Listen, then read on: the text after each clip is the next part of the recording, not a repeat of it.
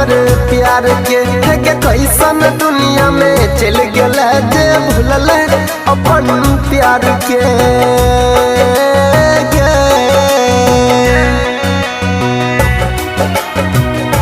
भूल गेला हमर प्यार के भूल गेला हमर प्यार के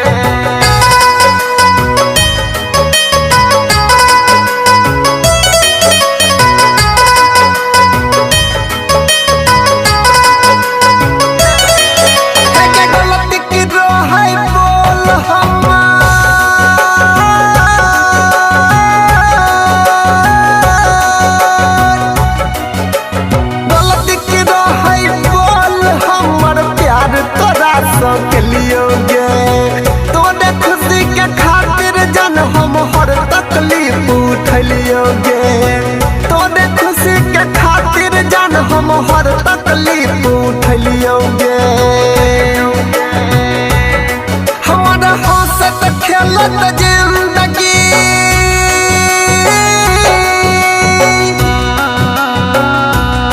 हमारा हंसत खेलत जिंदगी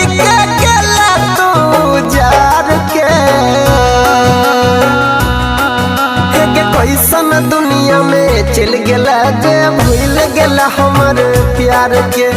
कैसन दुनिया में चल गया जे भूलल अपन प्यार के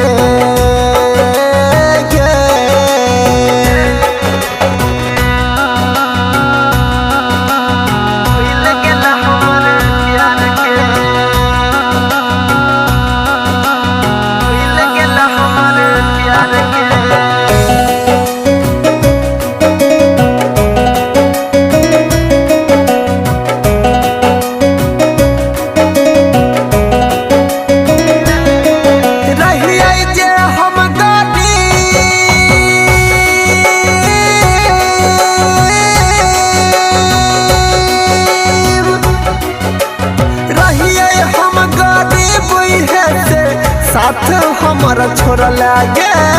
अंकित के दिल पर पत्थर मार के शीशा जे न फोड़ा लागे